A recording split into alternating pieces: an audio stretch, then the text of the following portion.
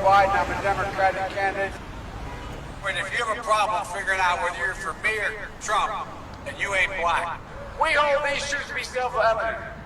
All men and women created by you know the thing. Poor kids are just as bright and just as talented as white kids.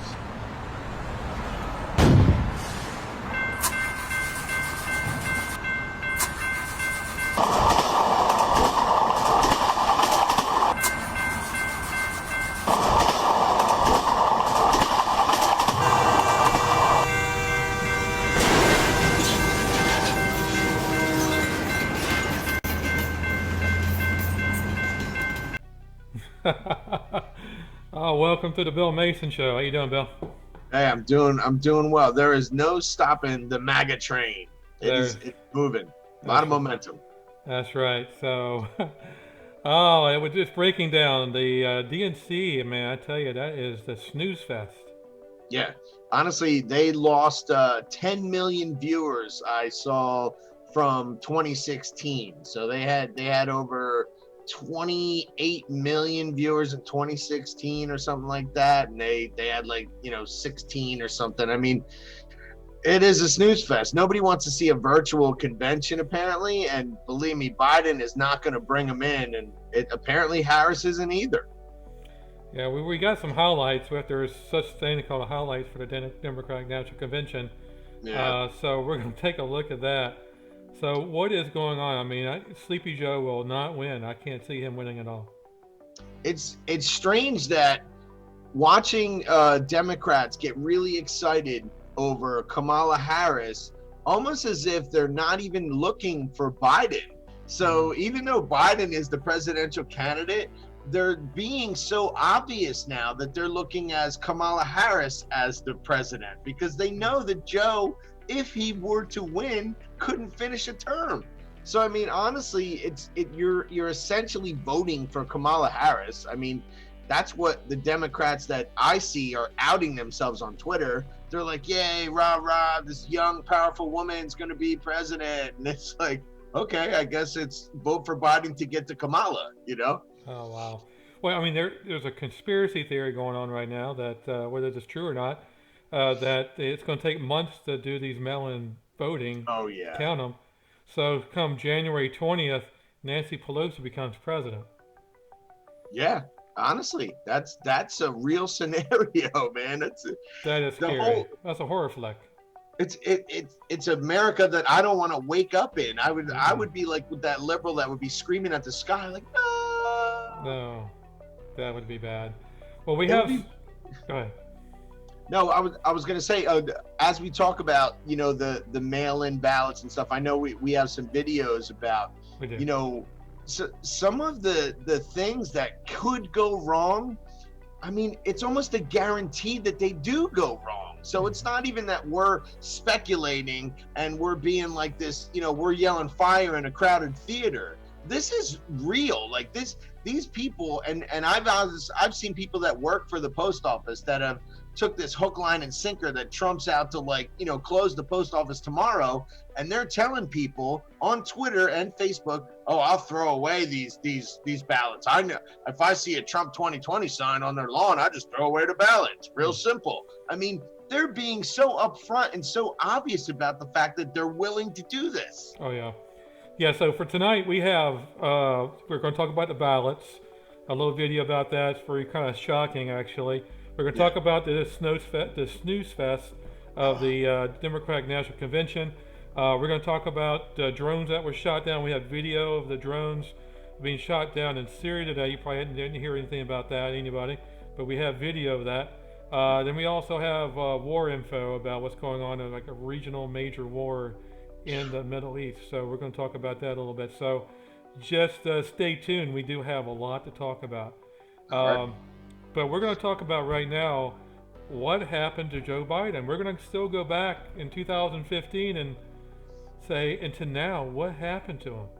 It's a drastic decline. And when you do the comparison of during the years when he was with Obama, you watch him then and you watch him now and you're like, whoa. It's almost like watching, your buddy walk into a bar and down 12 beers and say, all right, give me the keys. And you're like, nah, a lot has changed since you walked in here. I think I'm going to keep these keys. You know, you're watching this rapid onset of, it's just purely stuttering dementia. It's really bad. It is bad. So we have a new video. Just take a look at this.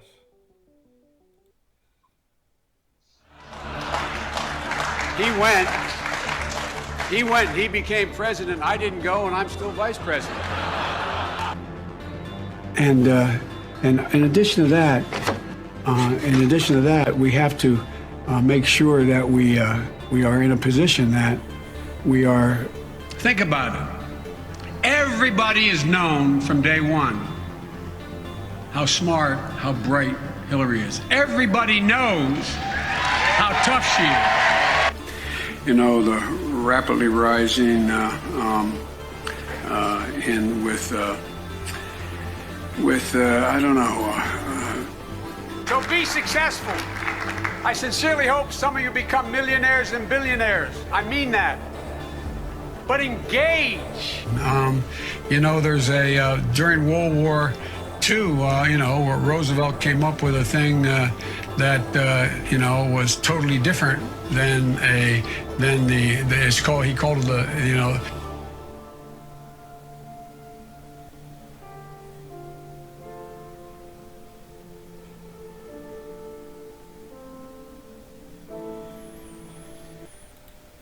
All right, so what happened to Joe Biden? They're just miles apart. Two total polar opposites. I mean, you had a guy who, you know, he was what he was. He could think on his feet. He could tell a long story.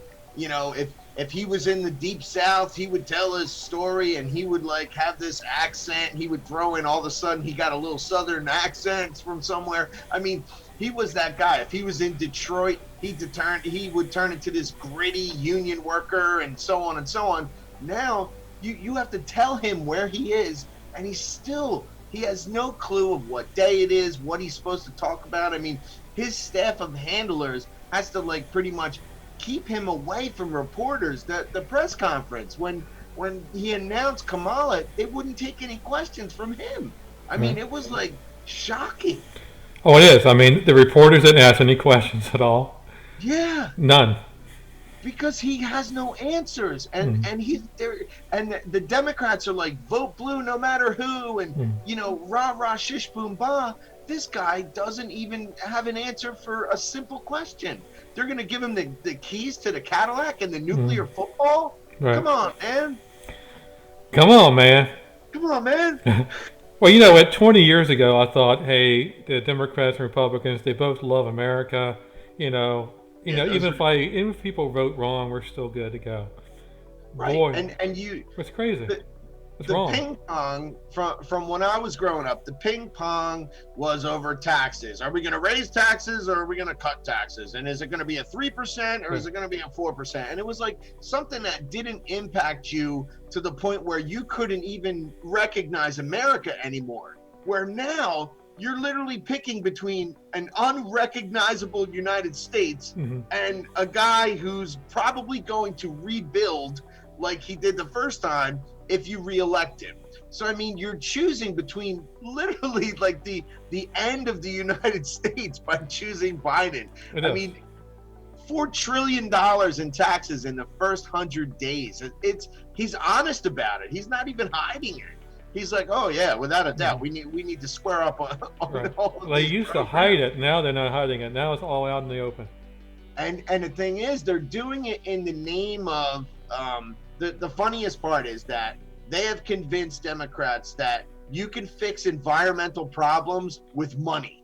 Okay, so it's like you can tax the environment into like great shape, and you can knock down buildings in New York City and just build green ones, and you can do all of these things and stop mining coal all of a sudden. And the craziest part is that they don't care that they're talking to close to, I think last time I checked, 13 million people work in the energy industry. And that's the whole thing. I can't really find the numbers for like coal, and they always talk about they're going to cancel coal and all this stuff, but in the energy industry, and that's oil, natural gas, coal, so on and so on, you're basically telling them that we're gonna like put you out of work in our 4 years. We're gonna literally make that our goal. And they don't care about those states. They call them flyover states. Like, oh, who cares about Pennsylvania, West Virginia? You know what I mean? The coal mining states and the natural gas states and all that stuff. Right. And they're okay with that because they think they have California and New York in their pocket. And I think they do have New York, but I don't think they have California anymore. There is so much chatter out there on the Twitter sphere and the social media things that these people are fed up with the Democratic policies of California. They're done. Well, the climate change thing, though, they think Republicans don't care about climate. We do. We love the environment. We're mushers, fishermen, hunting. We love to go outside. Absolutely. So we want clean air. We want clean environment. We want it all. But the thing about it is, the Democrats, only reason why they trout this climate change is because there's tax in there. They want to tax to death. They want a carbon tax, a global tax to tax the world. And it's just not feasible. The other thing that I notice, it's like this A plus B equals C with the Democrats. So if they can create a tax or a carbon tax or some sort, they need somebody to now administrate that program. And then that is like a payback for a buddy or a donor or somebody that has donated, millions of dollars to them over the years. And they say, you know what? Here's a job for your son. He can be the administrator of the Department of Carbon Taxation. And it just goes hand in hand that they create these government programs that they'll never go away. They're like this megalith of just sucking taxpayer money, and they have no problem doing that. Oh, yeah. And it's not about the environment, because what I was going to say before is the Republicans would put it on the tax. Okay, I'm not saying the Republicans never taxed us for the environment. They put it on, for example, ammunition. So when they raised 60 cents per box on ammunition, it was called the Pittman-Robertson, and it went to manage wildlife management areas. Nobody bucked. Nobody did. We said, you know what? We're out there. We're using this environment to raise the price of ammunition for that purpose, because that money should go to that, because I use that. When they said we're going to do fishing licenses in areas where we never did it before, because the Gulf of Mexico now needs to be maintained and we got to maintain this habitat. Nobody balked. Everybody said, fine. Now I'll buy a license to crab or clam or whatever. So like along the way, the people who are outdoorsmen have absorbed many, many taxes, permits, and licenses along the way that we're supposed to go to maintain these things. This Green New Deal idea is dismantling what's in place, okay, with no real plan for what goes there. It's like they have this plan to knock down a high-rise building that, there's 50,000 people in, and because it's inefficient under their standards, and just rebuild. And that's a crazy concept. That's something that you can't make a private owned building and just tell them because of this mandate you have to tear it down and rebuild under green code. You can maybe incentivize new construction to be under a green code, because that's the best way to do it. But they literally want to spend trillions of dollars dismantling everything that's in existence to get their quote unquote Green New Deal. And along the way, you end up with these program administrators and various new government departments that we can fill with loads of Democrats that need jobs. Yeah, that's not good. So yeah. Well, let's take a look and see what Trump said today. Of course, he's still on the spying thing. Of course, the spying thing's still out there. It's not going away. No, it's hopefully real. the Durham report comes out soon. Let's see. Me too. Let's see what Trump said. And considering that we caught President Obama and sleepy Joe Biden spying on our campaign, treason, we'll probably be entitled to another 4 more years after that.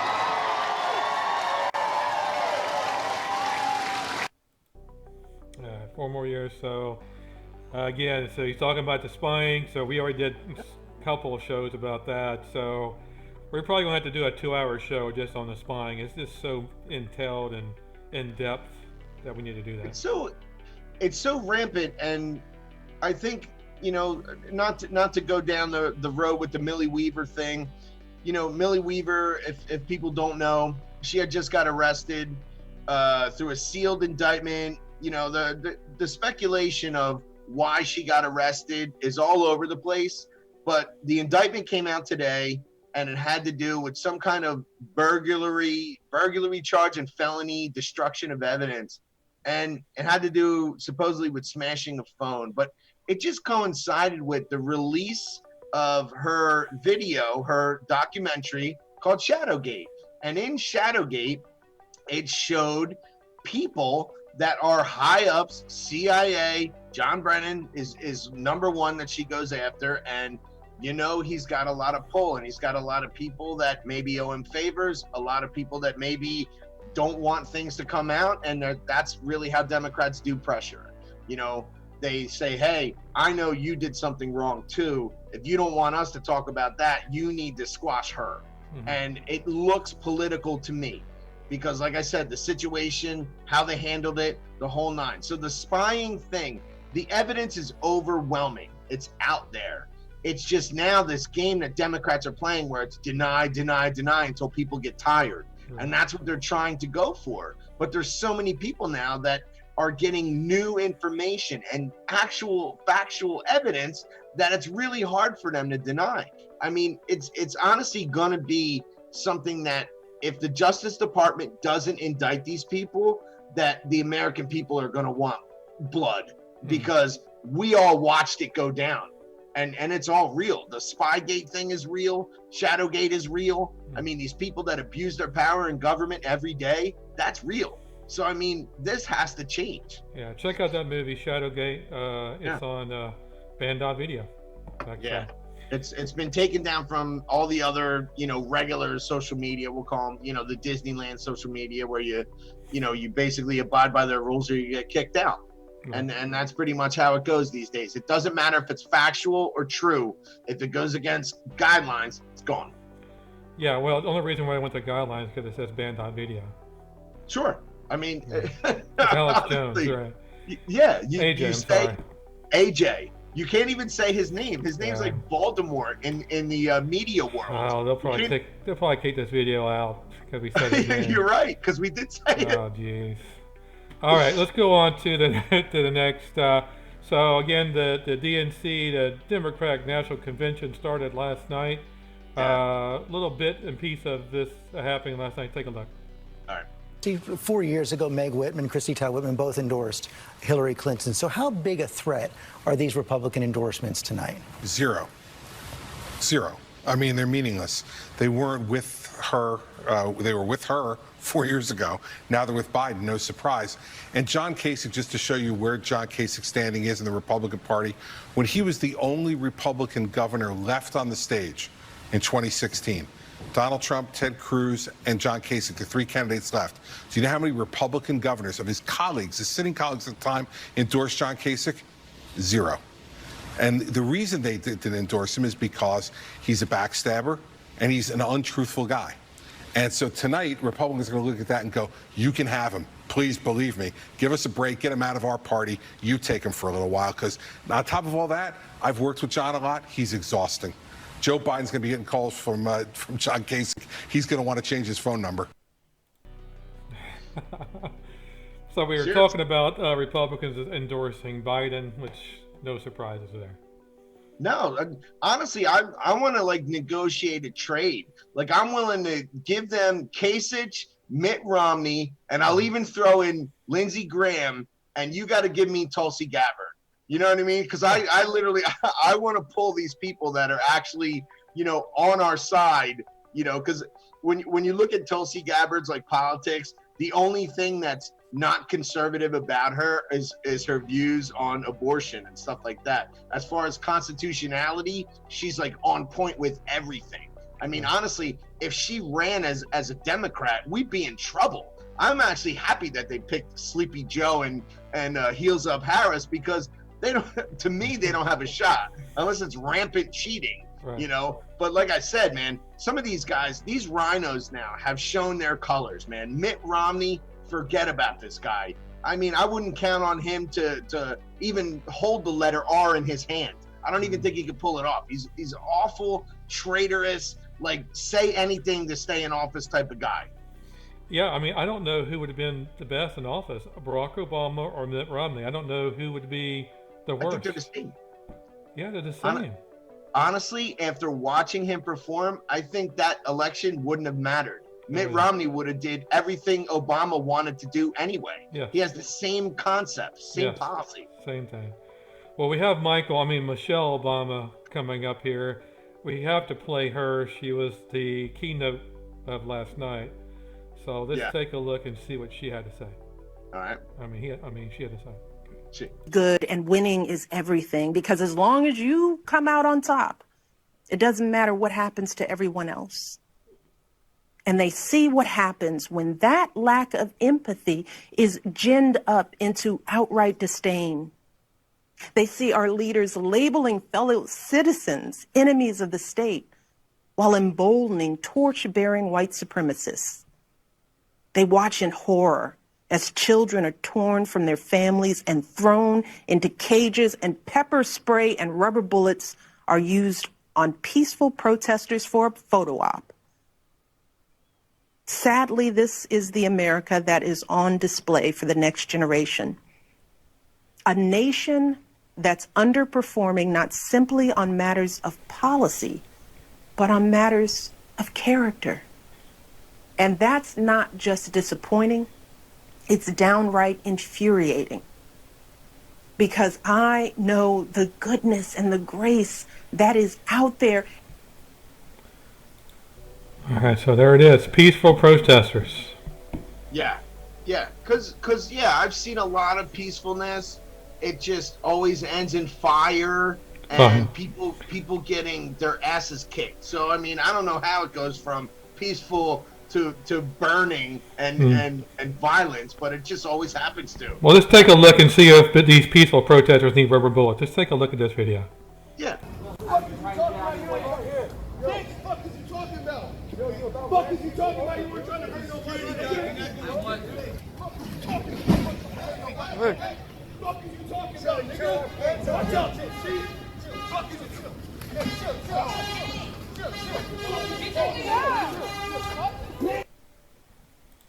There we go. So nice and peaceful. Yeah, that's the streets without police. I mean, that's what we all want, right? I mean, we would love to have that on every corner in every town and all over the United States. No rubber bullets for them. No, that's too. You know what? Give them a timeout.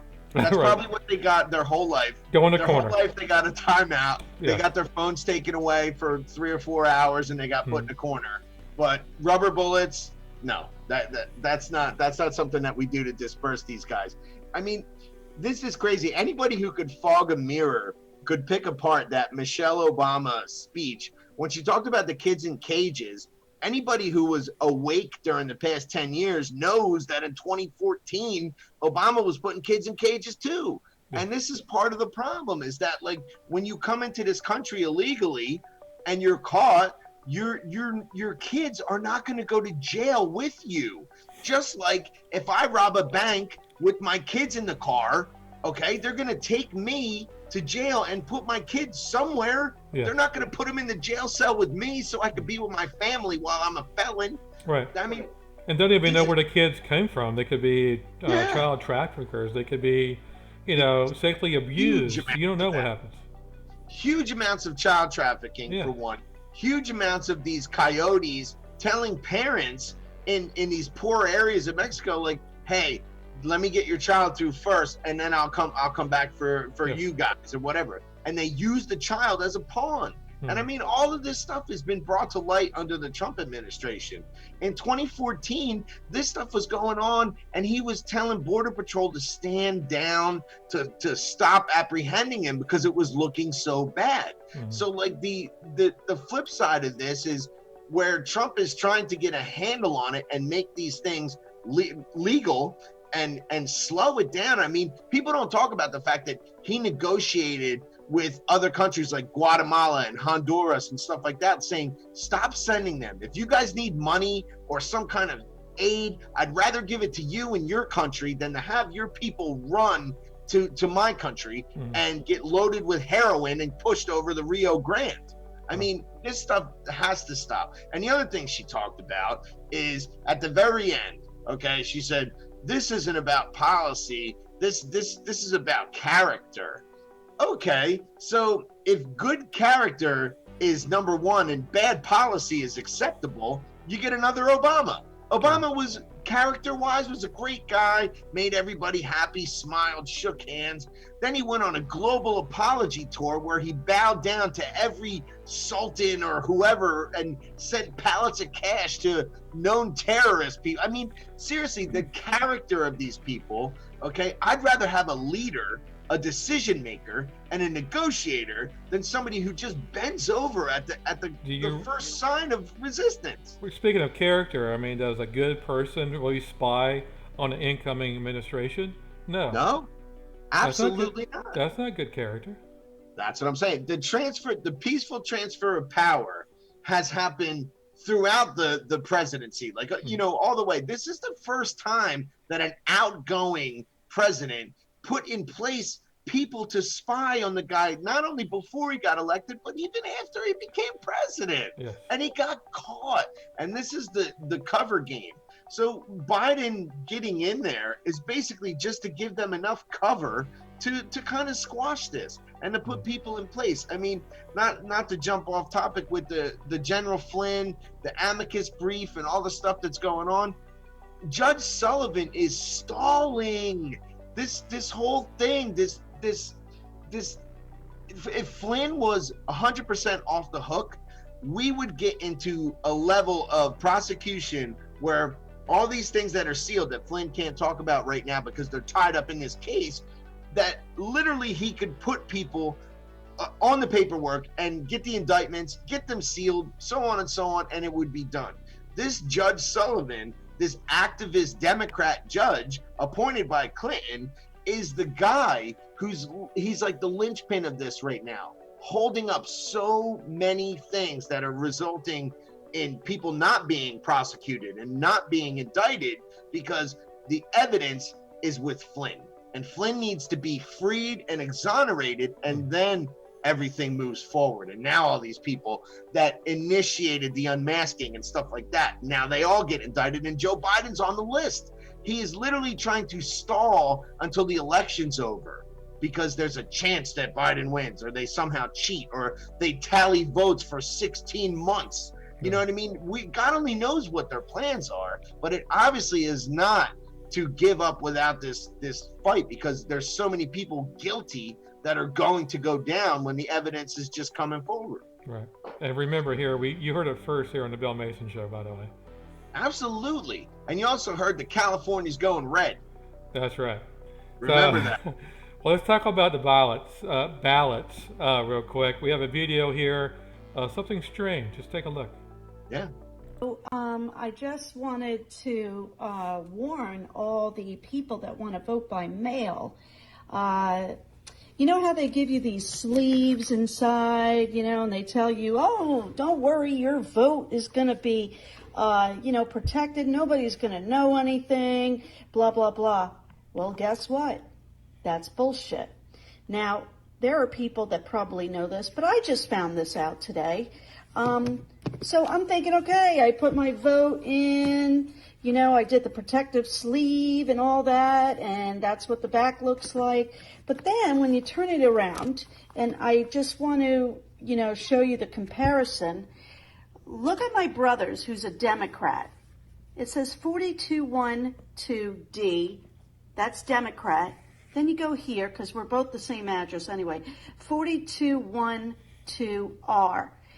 Okay, so your vote is supposed to be protected. Nobody's supposed to know what you're voting for, but yet they put R right here and D right there. So a postal person could see this if they're a Democrat and say, oh, that's an R.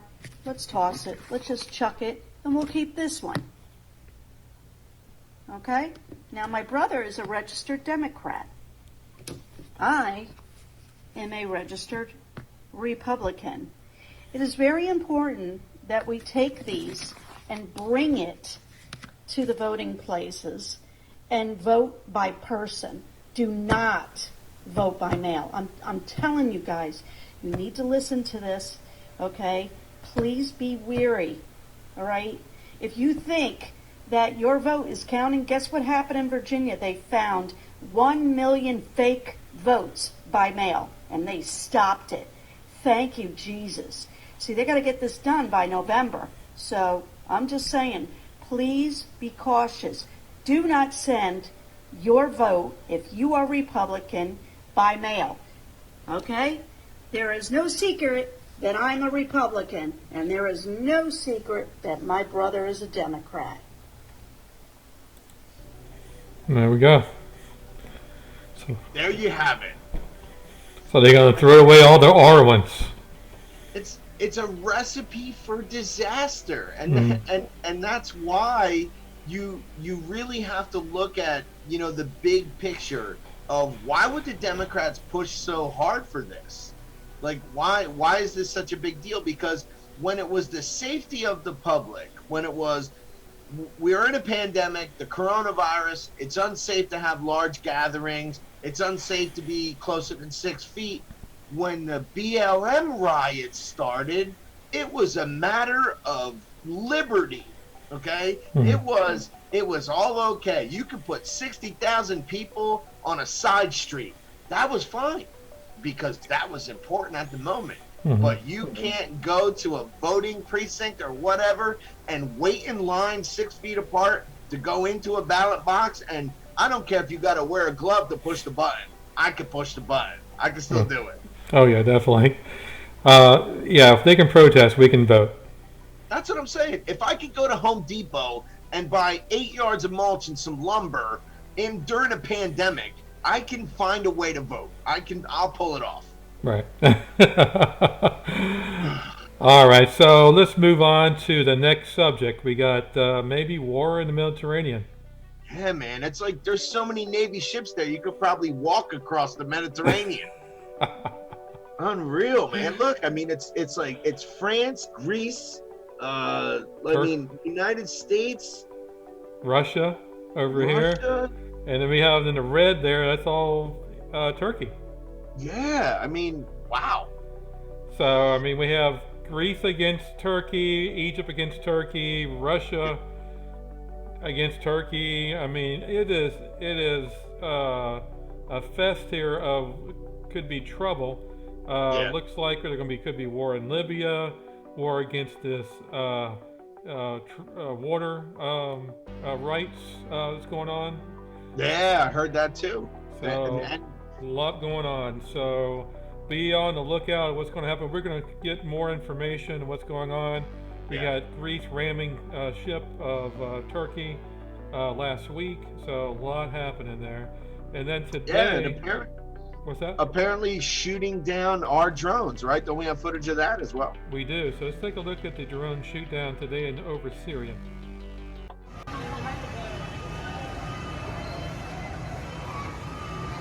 So this is a U.S. drone. Like a Predator? Shot down or collided?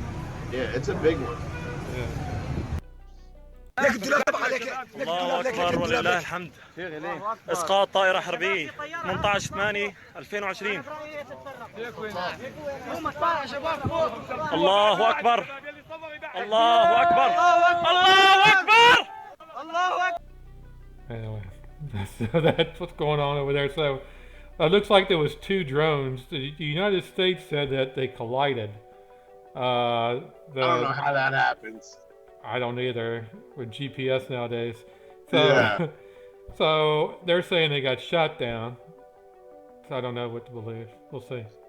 I mean, here's my thing. Whenever you see a bunch of guys huddled around a fire screaming "Aloha snack bar," it's not because they're hungry. It's because they're like, "Aloha snack bar." You know what I mean? Like they think Allah brought that thing down. Okay, it's nothing that happened by accident. So I'm thinking that these guys, got a hold of some missiles, some shoulder-fired, ground to air missiles, and shot some of our stuff down. I mean, otherwise, I don't know what they're doing there, screaming "Aloha snack bar" in front of a fire. Right. Well, yesterday, United States convoy was trying to get to another a place, And they were stopped by a Syrian outpost, and they were attacked. And then our helicopters came and destroyed their outpost. So that happened yesterday. Imagine that. So anyway, so a lot going on. But we'll keep track of it here at the Bill Mason Show. You'll hear it first. If something happens, you'll hear it first before it even happens. Yeah, because honestly, I think having a ear to the global rail is just as important as watch what's going on in this country, because in this era where many things can happen overnight, you really have to kind of stay tuned to your local area, and then there's the broad picture of this country, and then as you look on the global scene, I mean, if there would be a war in the Mediterranean and we have to deploy our troops, this is something that could be like I'm not saying we're going to go to war. I'm not saying it's World War III, but people are going to choose sides because this becomes a matter of importance. And we have allegiances with Israel. Apparently, we have a UN obligation with Turkey. I mean, I don't know if that's real. A NATO obligation with Turkey. I mean, we're part of NATO, yeah. Yeah. So I mean, this could get ugly overnight. Oh yeah, it could spark anytime. Yeah. We'll see what happens. So we do have a fire tornado. The National Weather Service issued a fire tornado for the first time ever. 2020, man. Yeah. You can't make this up. Let's take a look. There it is. Fire nados. Fire nados. Yeah. You thought you were going to see aliens in 2020? We got a fire NATO. Actually, that'll be cool. Actually, I mean, we already showed on the Bill Mason Show. The Pentagon had finally admitted that there are otherworldly crafts that operate in our atmosphere. So hey, 2020, man, everything's on the table. Yeah, anything can happen. So that's the show tonight. I hope you enjoyed it. Please subscribe. Do you have any last words, Bill? Last words. You'll see the empty ammo shelves behind me. Anyone who has recently, purchased a firearm, and the numbers for August are already off the charts. We're at 330,000 for being like a little bit into August, and July was off the charts in the millions of new gun owners, and it has to do with civil unrest. And the thing about the ammunition shortage is it's also driving prices up. And I want to say to all the new gun owners out there, I understand that you think you need to stockpile it. Just get enough for a couple of magazines for now. The price will go back down. I've seen this before. I saw this in the Ferguson riots. I saw this when Obama got reelected. Ammunition got cleared off the shelves. Everybody, craps a brick. And right now, people are paying upwards of like almost $2 a round. Calm down, everybody, because unless civil unrest happens very soon, I really doubt the difference between you having 10,000 rounds or 1,000 rounds. You being a solo person that just bought your first firearm, you need to understand that if you need 1,000 rounds, you're in deep crap. Okay, so get a couple of boxes. I do agree with that. There's no point in having your brand new firearm if you don't have any ammunition, but don't think that you have to be the one that clears the ammo shelves, because it's not the time and it's not the place.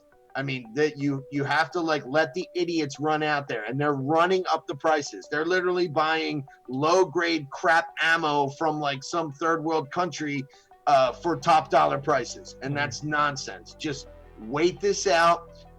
My prediction is Trump gets reelected, all the shelves get restocked with plenty of ammo, and we're good again.